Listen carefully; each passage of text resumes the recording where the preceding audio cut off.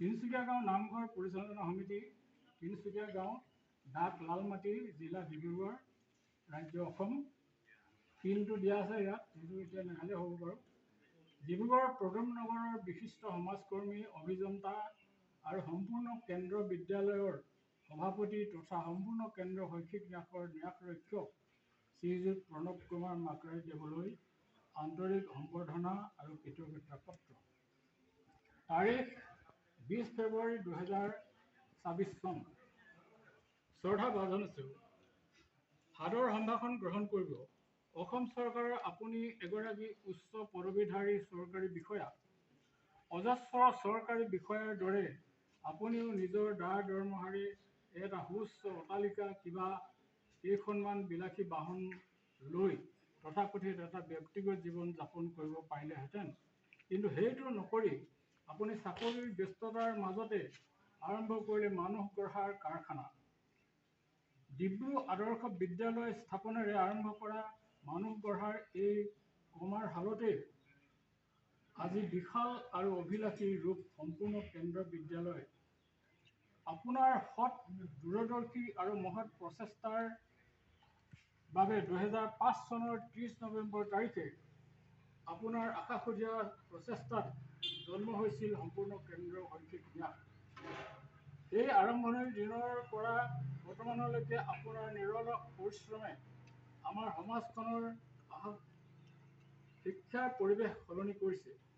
ডিব্ৰুগড় জিলাৰ মেডেলা সংৰক্ষিত বনাঞ্চলৰ সৈতে লাগি থকা এক ভিতৰুৱা তথা বান বিধ্বস্ত অঞ্চল মধুপুৰ তিনিচুকীয়া গাঁৱৰ বিশিষ্ট সমাজকৰ্মী, সাম্যবাদৰ আদৰ্শৰে অনুপ্ৰাণিত সৈনিক শিল্পী বিষ্ণুৰাভাৰ সান্নিধ্যৰে ধন্য আৰু এগৰাকী আদৰ্শৱান পিতৃ স্বৰ্গীয় লক্ষেশ্বৰ মাকৰাৰী দেৱৰ ঔৰসত আৰু মাতৃ স্বৰ্গীয়া সুন্দৰী মাকৰাৰী দেৱীৰ গৰ্ভত জন্মলাভ কৰি এক সাধাৰণ গ্ৰাম্য পৰিৱেশৰ পৰা আজি ডিব্ৰুগড় নগৰত প্ৰতিষ্ঠা লাভ কৰাটো অত্যন্ত কঠিন আৰু প্ৰত্যাহ্বানমূলক।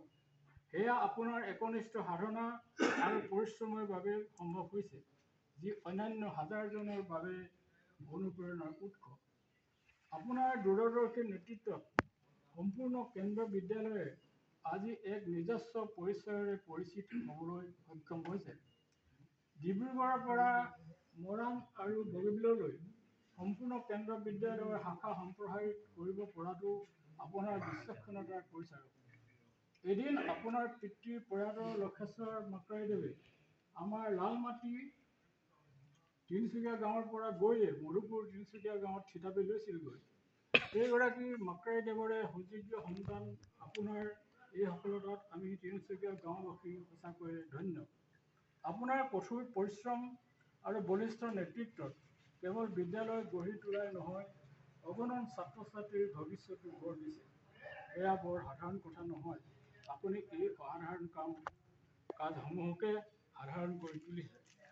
হে মান্যবৰ, এইবোৰৰ উপৰিও আমাৰ ৰাইজৰ বাবে কৰা আপোনাৰ কল্যাণমূলক কাম কাজসমূহো অতি প্ৰশংসনীয়। বিভিন্ন নামঘৰ, মন্দিৰ, ধৰ্মীয় অনুষ্ঠানৰ লগতে অন্যান্য বিভিন্ন সামাজিক প্ৰতিষ্ঠানলৈ আপুনি মুক্ত হস্তে আগবঢ়োৱা সেৱা আপোনাৰ কম উদাৰতা নহয়।